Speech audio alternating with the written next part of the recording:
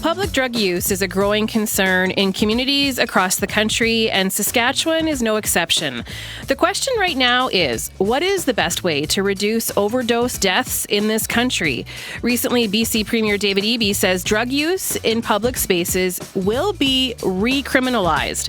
This comes after public safety concerns following a wave of troubling accounts of street drugs being taken in hospitals, parks, and transit stops.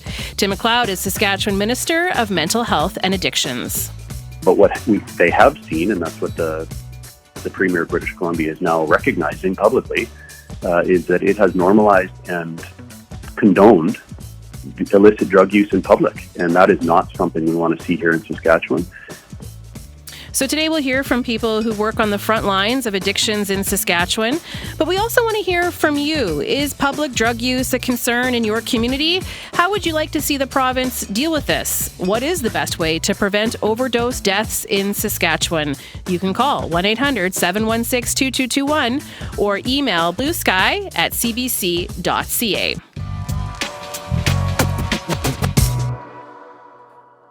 Well, Saskatchewan has taken a different approach than BC. Yesterday, we spoke with Prince Albert Police Chief Patrick Noget, and we asked him about his thoughts on BC's move to recriminalize drug use in public.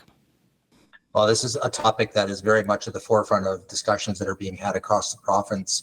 The Saskatchewan Association of Chiefs of Police says police chiefs we're very interested in what's going on in our neighboring communities, especially with what's going on in BC and the stance that's being taken on behalf of law enforcement.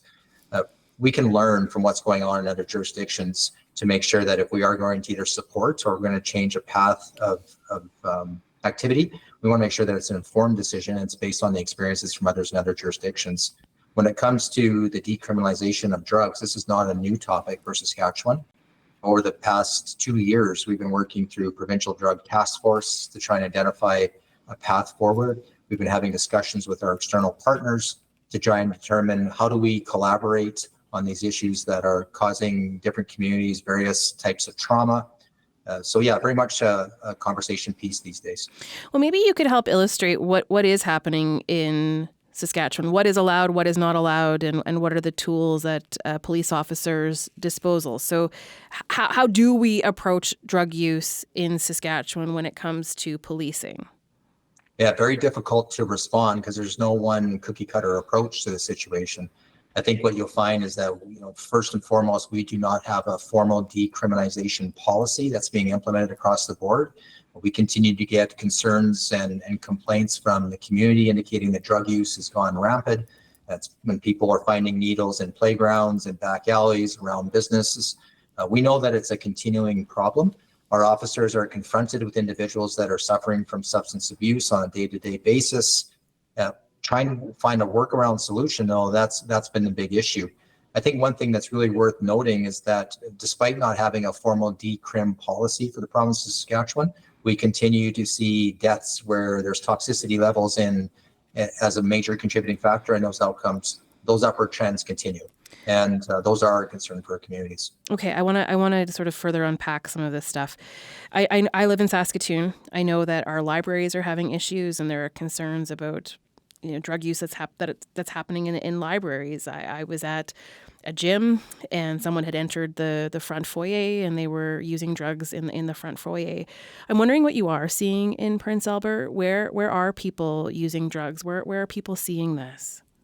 We're seeing trends that are similar to every major municipality in the province. Whether you live in Regina, Saskatoon, Estevan, Weyburn, or Prince Albert, I think that there's a certain component that's having an impact on all these communities that is very similar in nature. And what I can tell you is we're still continuing to respond. When the community is calling for us to assist in that capacity, our officers are responding. Sometimes it leads to charges. Sometimes it leads to just consultation with individuals. Sometimes it leads to moving it on. So once again, there's no cookie cutter approach to how we respond to those. It's all situation specific, and it requires an officer to have an awareness about how things may be handled. Now, when it comes to formally charging, if we start doing a dive into what we've been experiencing across the province, I think you'll see that charges for possession, simple possession, are probably not where they were 5, 6, 7 years ago. Part of that may be because of the push that we're seeing from our neighboring partners in not going down that path. But that doesn't necessarily mean that police are not getting involved. And that doesn't necessarily mean it doesn't result in some type of charge. So let's take one of those situations where maybe we're called to a front foyer of a library or a business, and as a result of drug use in that circumstance, well, officers responding will have a variety of different ways that they can approach that situation. Sometimes there's outstanding warrants that can be looked after. Sometimes it's a transportation to an actual family member that can look after those individuals. Sometimes it's trying to find an individual a certain stay in a brief detox unit. So there are mechanisms that fall outside of the discussion of decriminalization that are still occurring on a day-to-day basis. But the topic still considers to be what it is. What about the safety of those who are using drugs? In my reading and just trying to better understand some of the issues at play here, I've heard concerns that if you send someone into the alley to use drugs, our drug supply is so toxic right now that the risk is death, and that there aren't a lot of safe places for people to use drugs. I'm wondering what your thoughts are on that. Well, I think that's sound advice. What we're seeing with respect to illicit drug activity, we know that the toxicity of some of those drugs are lethal.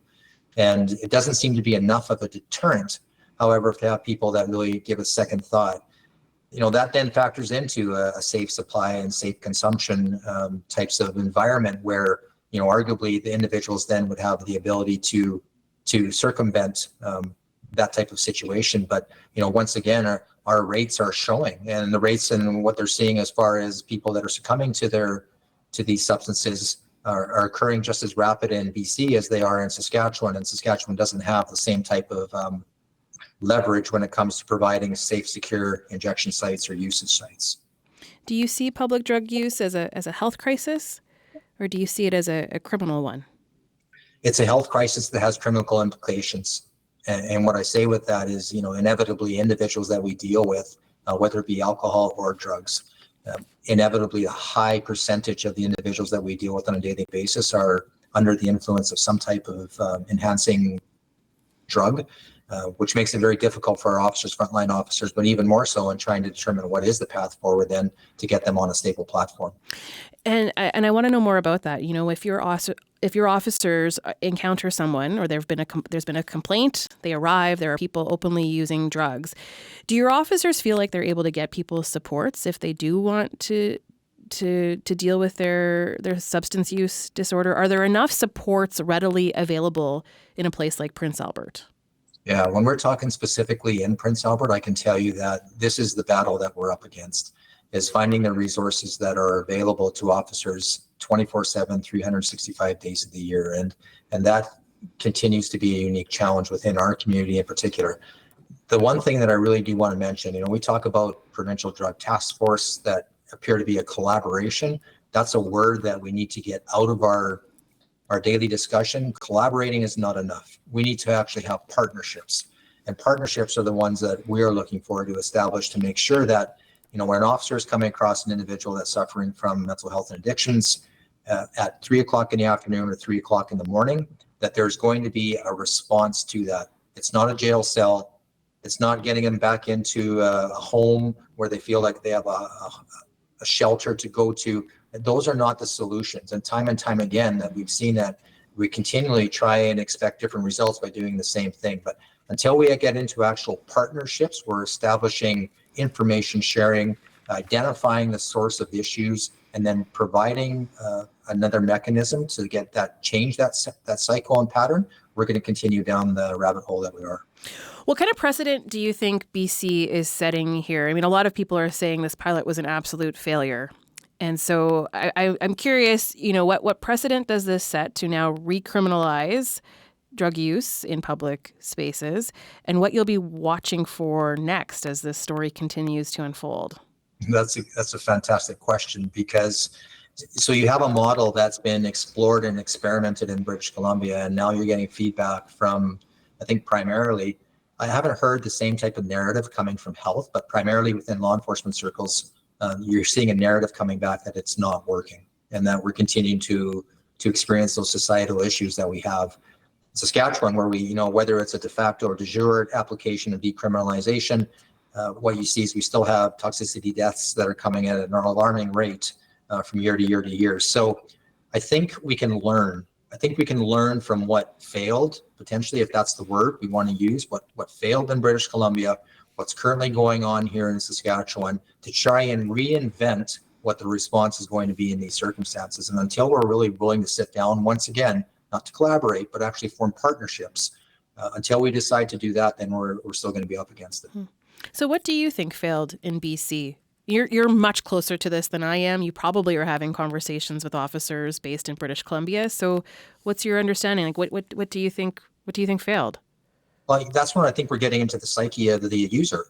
An individual that is using drugs the appearance is that they have options in British Columbia that, perhaps they don't have in Saskatchewan.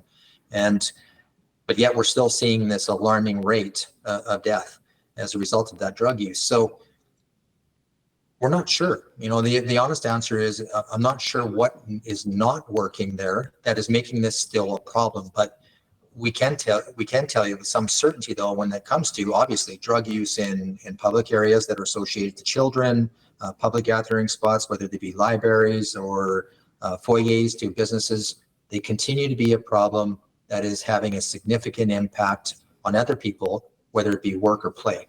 So we cannot continue to go down the path that we are on because we're not having the solutions and the outcomes that we need to have. So it's looking at it again. It's tweaking perhaps the mechanism that's already in play to come up with a different response. And that's the key part of this is what is the discussion look like now moving forward a year from now? Yeah, I'm wondering how you balance all of these things, right? The safety and the health and safety of people who are using drugs. We're trying to prevent deaths. But then also community members who may want to go to Tim Hortons and grab a coffee, and they're alarmed by someone using drugs there. Yes, 100%. And that's the thing that we're really up against in Prince Albert, where if you look at a 12-hour report on what's keeping officers busy, I can tell you with some certainty that, officers are responding to calls for assistance from the public where an individual suspected of using drugs and or alcohol is no longer in a capacity to take care of themselves.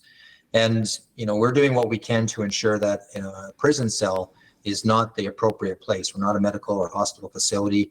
We only have an individual that's capable of providing good medical assistance 12 out of 24-hour day. So we know that we need to establish good community partnerships here. But once again, when you identify what resources are available to bring an individual, which, at times they don't want to deal with a health component. They certainly don't want to deal with a police component. And then when we're caught in between by trying to have that intervention, we alarm or raise the concerns with respect to both parties, the people that are calling for assistance and the people that we're intervening with, because sometimes the mechanism of having police involved just heightens the situation rather than bringing it down. Yeah, I can understand that. But I guess my final question is it unsafe to have people using drugs in public spaces? So I mentioned that I entered a gym and someone was using. Mm-hmm. Did that put me at risk? I don't know, right? And so I think that's my final question for you is just how unsafe, is there a perception that it's not safe when people are using drugs in these places where we don't typically expect to see it? What do you think? Yeah, you're not going to like the response. The response is yes and no. And because every individual is different, the reaction to the drugs that they have in their system is different. Every individual that we deal with likely has a different background with respect to a disposition to use anger, aggression, violence. So you're not going to know. And, to simply paint every individual or every user with a brush that they're going to be violent, confrontational, they're going to cause concerns, safety concerns. I don't think it's fair to go down that road. I can tell you that in some circumstances, individuals while using become aggressive. And I can tell you on the other hand, the individuals that are using become extremely passive. And, to the point where you're walking over them, there's no concern with respect to your safety, but clearly it's not a comfortable situation to be in. That is Patrick Noget, who is the Prince Albert Chief of Police. I'm Leisha Grabinski. You are listening to Blue Sky. Our guests today in studio with us are here to tell us what they're seeing on the front lines in Regina and Saskatoon. Rob Krauser is a registered social worker who works with people experiencing addictions and houselessness. Rob also knows what it's like to be on the other side of things as a former drug user. He's in our Regina studio. Rob, welcome to Blue Sky. Hey, thanks for having me. Yeah, thanks for being here. And in our Saskatoon studio next to me is Toby Esterby. He's the Chief Operations Officer of Saskatoon Community Clinic. Welcome to Blue Sky. Thank you. You've both been listening to what the Prince Albert Police Chief had to say. So we've got a lot to get into today, but I just want to hear your initial reaction to some of what came up in that conversation. Toby, I'll start with you. There's a couple things that I really appreciated in the chief's comments. The first one theme that he had around the notion of the difference between collaborations and partnerships. I couldn't agree more with that sentiment. That we've spent so many years talking about this, and we've spent so many. I'm speaking for myself, meeting after meeting after meeting to talk about this problem. And the notion for me when I hear him say those words, collaboration looks like more meetings.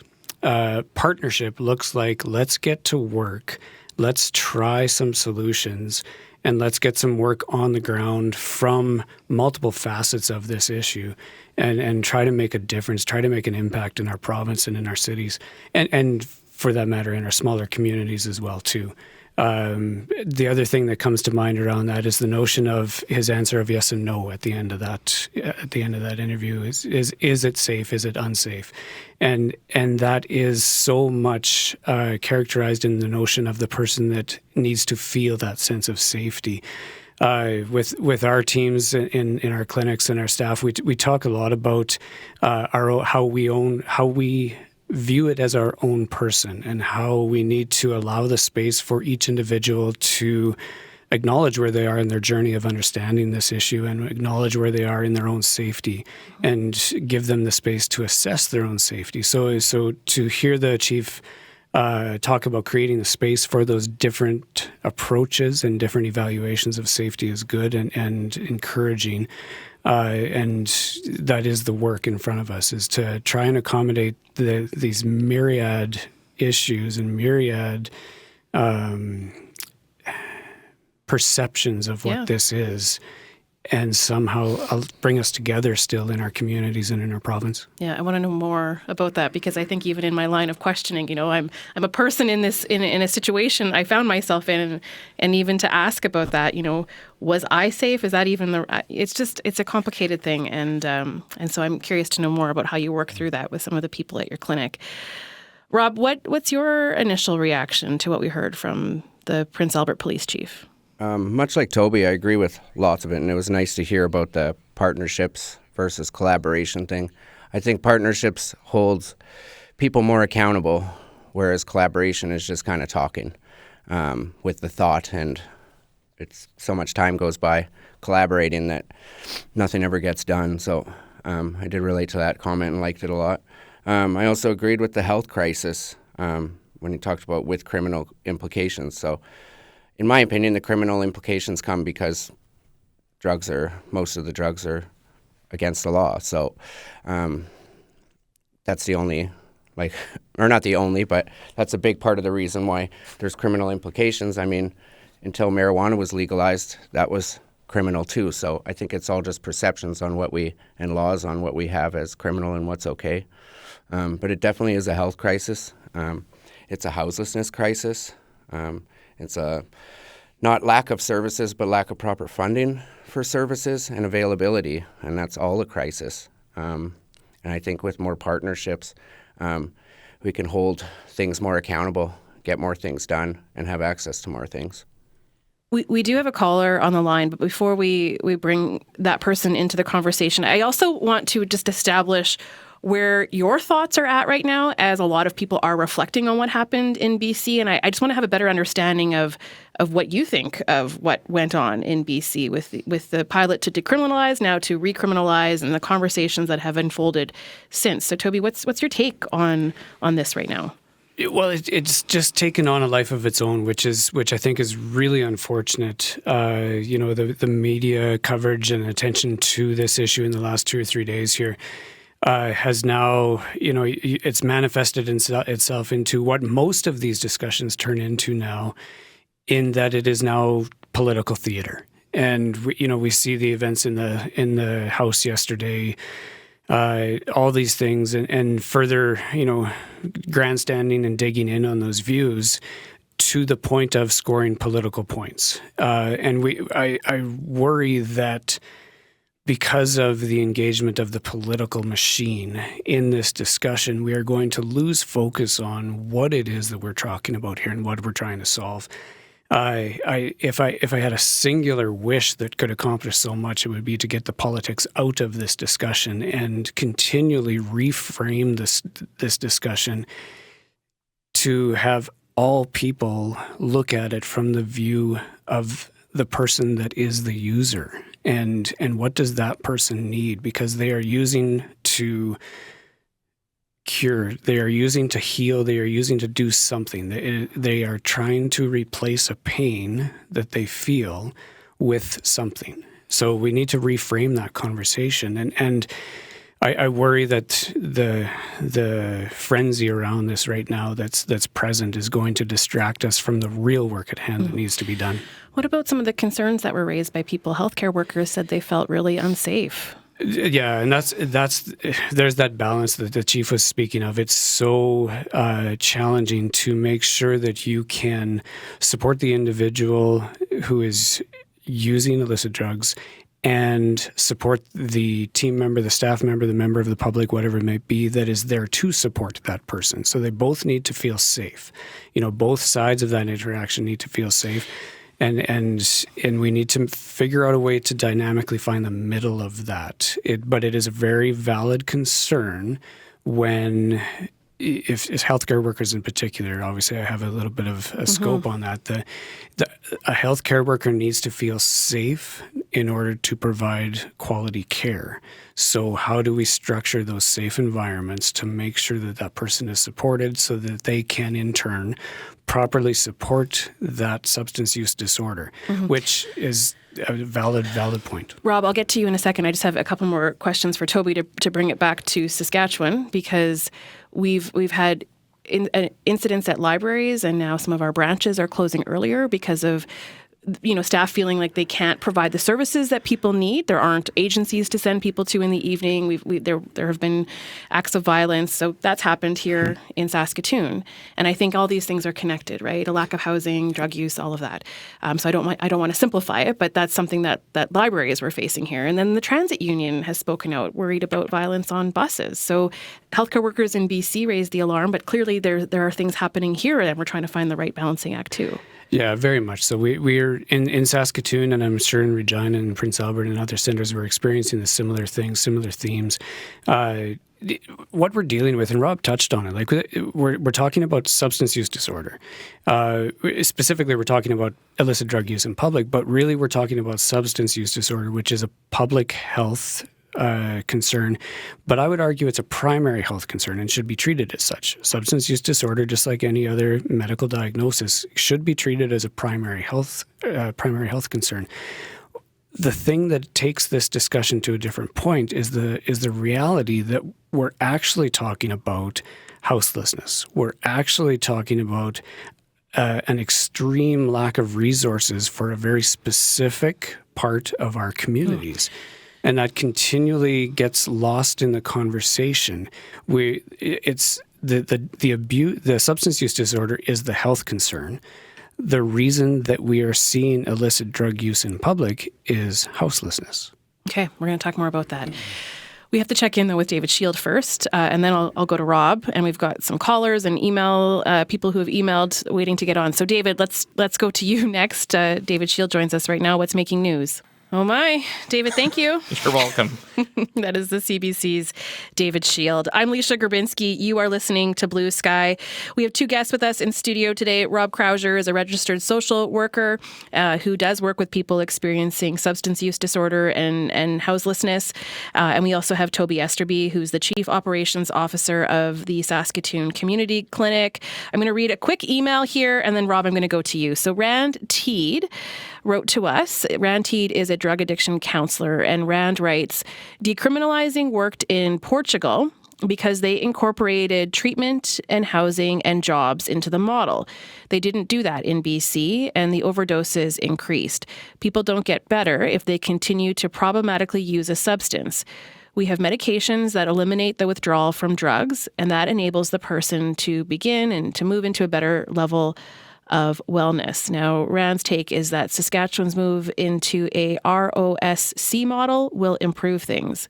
Rob, do you know what ROSC stands for? I do, yeah. What? Just remind us. I don't remember what it stands for. Recovery-oriented systems of care.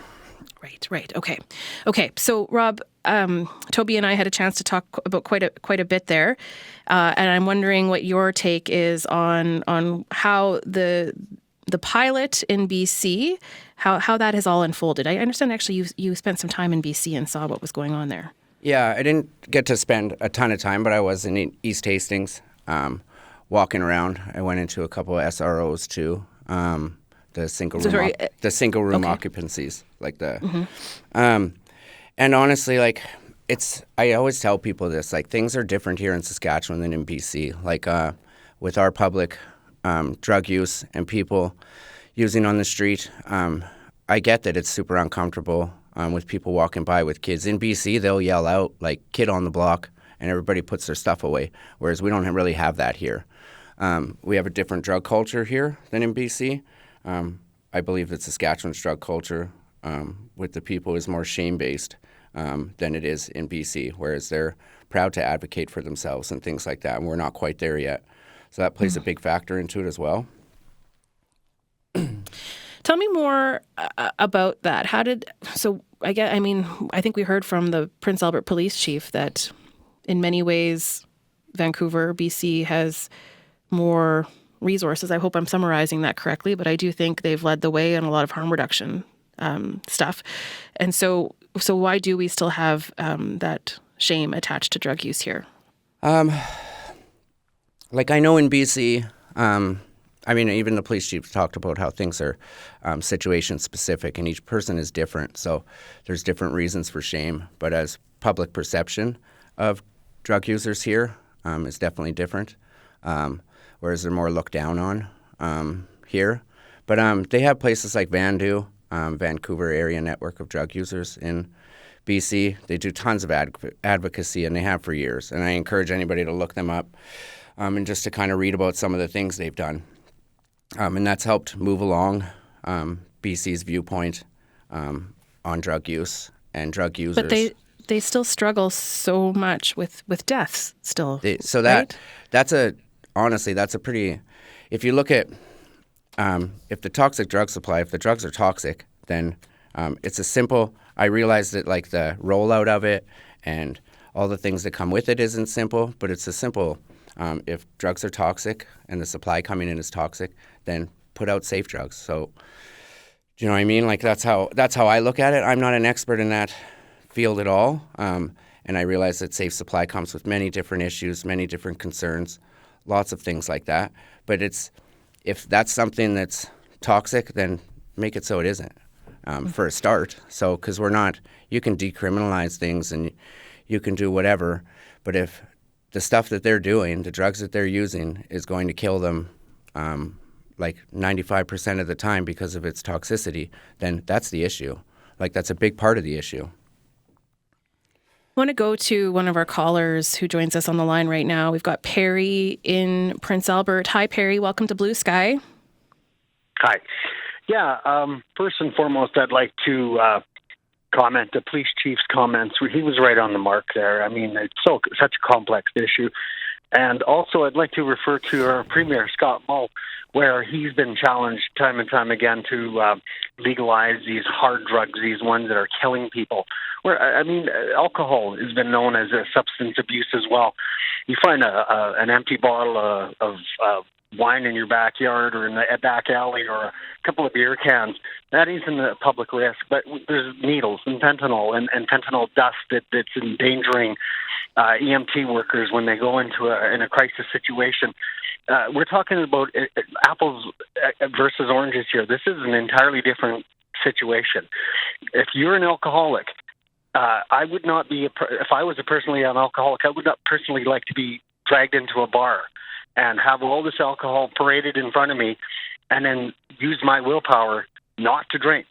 So when we're providing these killer drugs, hard drugs, and legalizing them, and not only that, we're providing it to them at the cost of the taxpayers so these people can use drugs openly in public and not be arrested. We're not only causing harm to them. We're causing harm to the general public.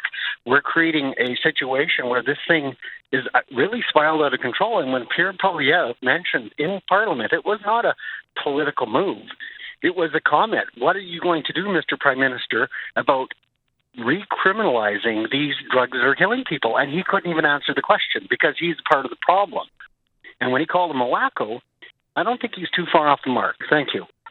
Perry, thanks for calling. Toby, I wonder if you could just respond to that a bit. And I think what Perry's getting at is the concerns over, and I've heard this from a number of people now, that decriminalizing the public use of drugs normalized it, right? And if there is that comfort in using, what do you think? Yeah, it's an interesting piece of this work. Normalization is such a word. The worry that we would normalize illicit drug use by the notion of decriminalizing it, or by the notion of supporting those people that are using illicit drugs. And I think we need to recognize that normalization is rooted in our own personal experience. So if we look at coming to this conversation, I come to this conversation from a position of privilege. I come to this from a position of relative affluence. I am fortunate and lucky to be in the position that I am and have the role that I am and have the upbringing that I did and everything like that. And those of us in society in our province that come from those positions of privilege need to recognize what we've okayed as being normal. So, the reference to alcohol abuse, or the reference to, I'm pretty sure there's as many cannabis stores as there are dollar stores now. Like we've normalized some parts of this conversation, and we're talking about the criminalization of other parts of this. And the reality is that when we see public illicit drug use, it is a lack of privilege that is making that publicly seen. The rest of us, I count myself lucky to not have any too terrible substance use disorders, but there's a cup of coffee beside me here. And I'm never anywhere without a cup of coffee, and that's my vice.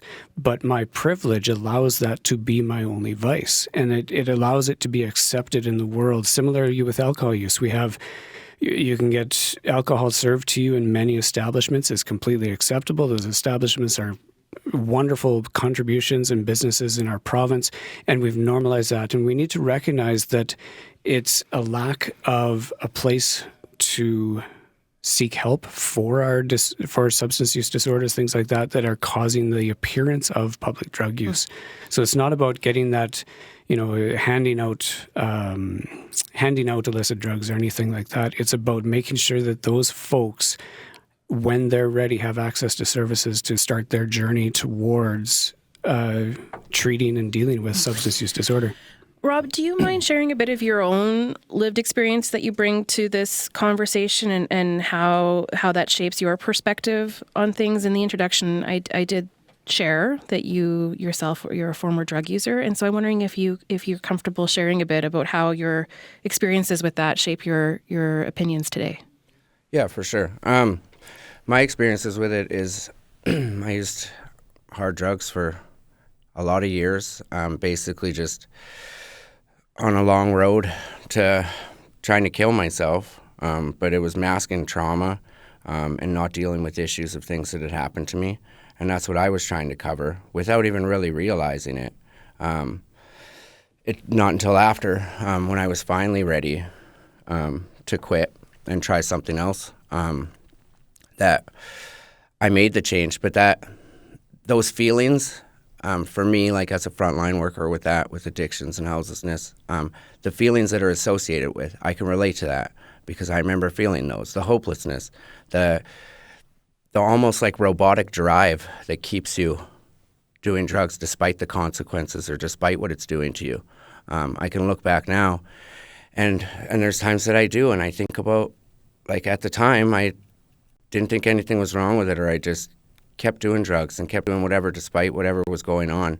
And I look back now and it's like, I don't see that as the same person that I am now. Like I recognize that person, but I also realize that that person was super broken and hurt and traumatized from things that happened when I was young and older.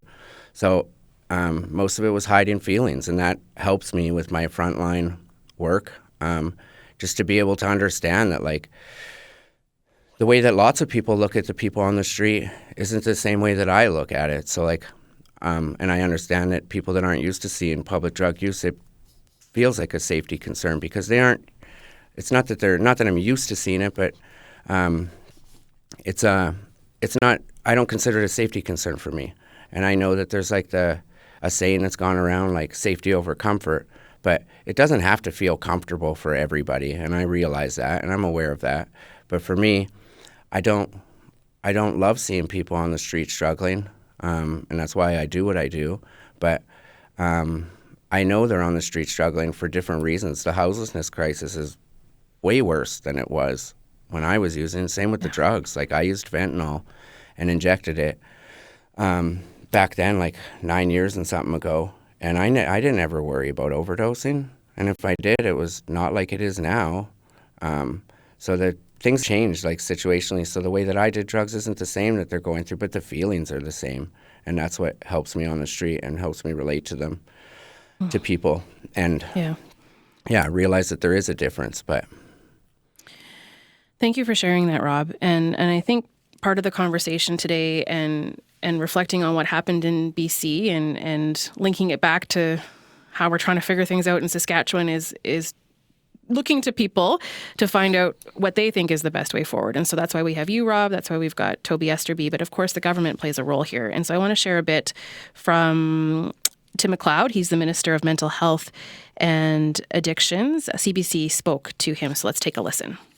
You know, the NDP government in British Columbia and even in Manitoba now we're seeing a similar direction that British Columbia is taking, is not something that Saskatchewan is contemplating. Our government's focus is on treatment and recovery, and that's really where we're spending our attention and our focus of the strategy that we're employing here in Saskatchewan. We believe that the policies of British Columbia and Manitoba are simply condoning and normalizing illicit drug use, and that only makes the problem worse. Minister of Mental Health and Addictions here in Saskatchewan. I think the government has made it pretty clear lately that they are focused on treatment and recovery. And so, Toby, what do you make of that? It's the right place to do the work, treatment and recovery. The goal should be, all members of our communities, all members of our province, able to live a healthy life to their fullest potential. It sounds great. The reality of treatment and recovery is that some of us still need to do the work of making sure people stay alive long enough to be ready for that treatment and recovery. And what I'm seeing from my vantage point in Saskatoon specifically is this systematic withdrawal of supports and services and funding and all these things related to the first step of treatment and recovery. We've talked about recovery-oriented systems of care, and what my question is so often, what is step one? Because I've got a whole bunch of people that I know someday soon might be ready for step one, but I also know that we're turning literally hundreds of people away on a monthly basis from detox beds. So if we don't have the adequate capacity of these systems, then what are we going to do in the interim? What are the steps between recovery-oriented systems of care and that step 1, 2, 3, whatever that might be, and where we are now? And what are we going to do to make sure that we minimize, negate, make zero the loss of life of people that are battling substance use disorder? How are we going to get them to that place where they are ready to access a system? Ready to access a system that everything in their life up to that point has told them that they should not trust. There's a lot of work to do in there. So what are we going to do to make sure that work happens? What are we going to make sure what are we going to do to make sure that person stays alive long enough to be wrapped up in the support of people that care about that person. And I think that's part of the conversation that's kind of missing in our province and in our communities. You're starting to see little groundswells of it.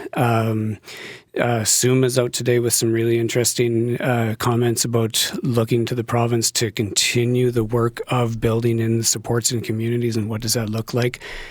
We are seeing, as I'm sure Rob is in Regina, we're seeing the urbanization of this problem, where individuals experiencing substance use disorder in some of the smaller communities, rural communities, northern communities, outlying communities, are coming to the larger urban centers, and the chief in Prince Albert would surely agree with that, where we're seeing an abundance of people that are new to community, but then are also needing to access those supports in that community. And we're getting more and more people that need help and are asking for help, yet we're having less and less resources for that most vulnerable population that we're trying to serve, and really that we're talking about in this discussion today. Yeah. Rob, what are you seeing in Regina? Are you seeing an influx of people like that? And I do want to get back to what we heard from the provincial government and its approach, treatment and recovery. So what are your thoughts on that?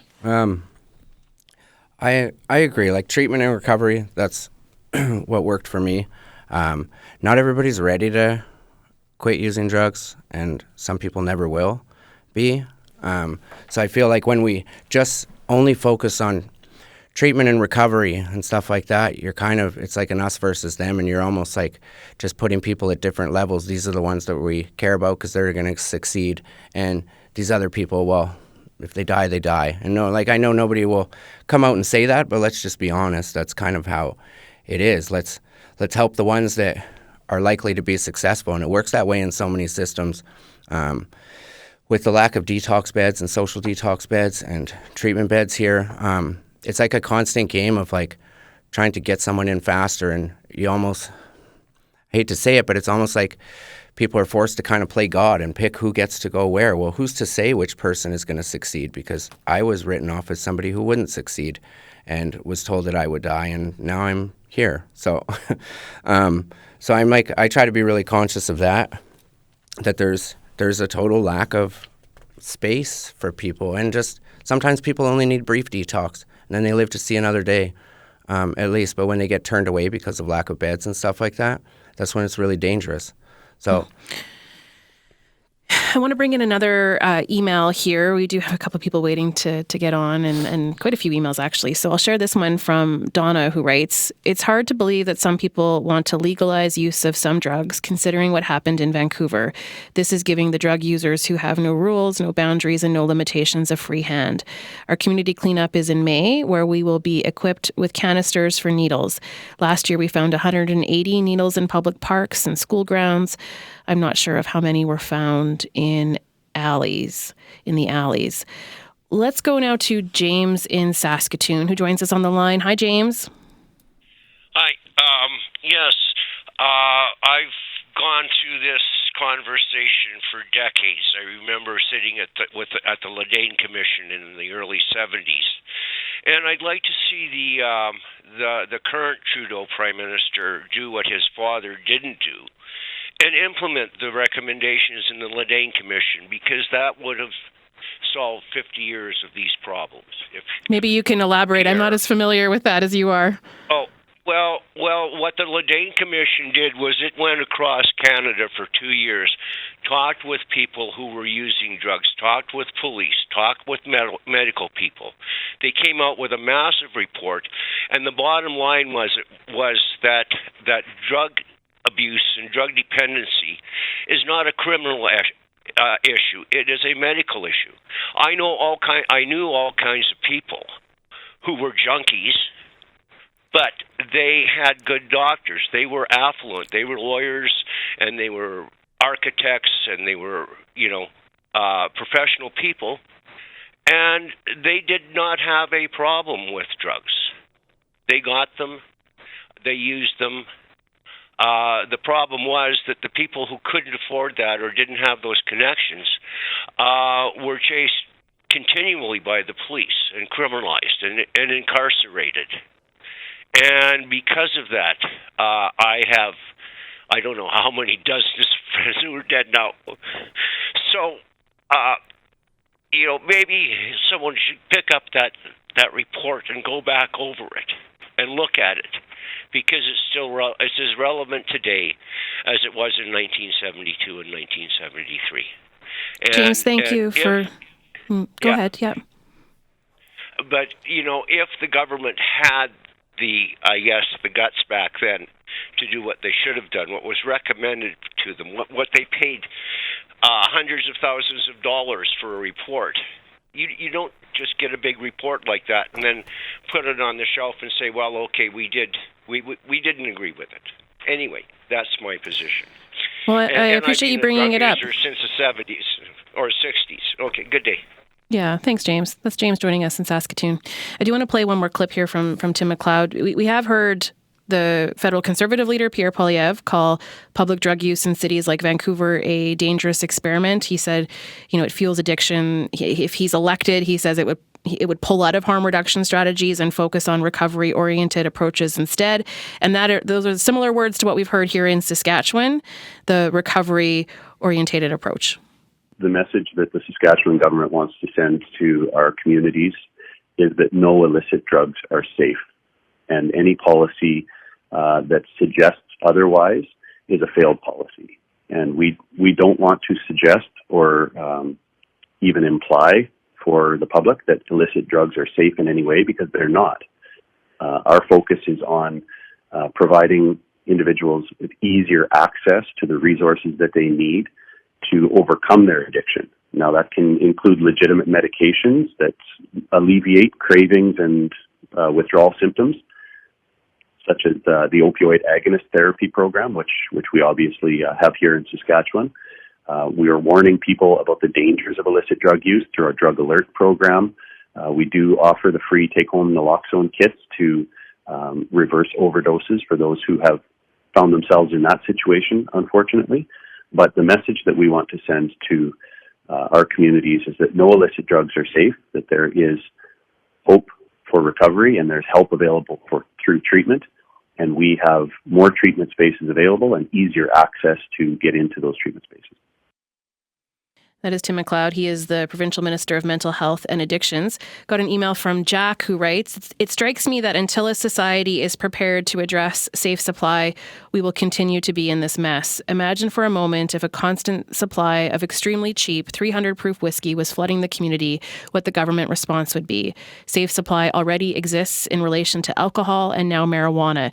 It needs to be extended to safe, medicinal, recovery-oriented, safe supply with safe use locations." That comes to us from Jack. We could keep going. I feel like we've barely scratched the surface on a really tough topic. But I want to give each of you, Rob and Toby, one last chance to share. I could ask you questions about safe supply, but I'm mostly just curious, what are the final words that you want to get across today, Toby? Well, I guess, so for final words, I think I would ask everyone that's listening today to try and approach this, reframe this conversation in your mind as you think about this today and moving forward as we watch the news roll out around BC. Try and reframe this and recognize that public illicit drug use we need to think about in the notion of our own privilege. It's interesting that the caller from Saskatoon, from experiences 50 years ago, the notion that someone in a position of privilege and affluence can use those same illicit drugs, but because of their affluence, they can use them privately in their own home. And the reality is that public illicit drug use that we are experiencing in our communities in Saskatchewan today, a lot of those individuals are experiencing either episodic or chronic houselessness, and they are using in the place that they are forced to call home, which is outside in public places. And I think I would ask everybody to reframe your thoughts around this as you form your own opinions, and if there's opportunity for people to become, if folks want to get involved in some of the solutions, there is a not so small army of frontline staff like Rob, like my team, that are doing this work, and we would love to have your support, and we would love to have your volunteer hours, and we would love to have the opportunity to show you what we're doing in communities. Okay, Rob, over to you. You've got about 30 seconds. Tell me what's on your mind right at this moment as we end the show. I think what stuck out to me was the thing about harm reduction and how Mr. McLeod was saying, or how we've talked about harm reduction could be eliminated, which is terrifying. The OAT program, the opioid agonist treatment program, that's a form of harm reduction. There's condoms, that's a form of harm reduction. Seatbelts, these discussions happen all the time. It's just the way that people look at them. And when it comes to drugs, it's looked at different for harm reduction. It's not giving out free drugs. It's keeping people alive and safe. I've so appreciated this conversation. Rob and Toby, thank you so much. Thank you. It's Rob Krauser and Toby Esterby, our guests today here on Blue Sky.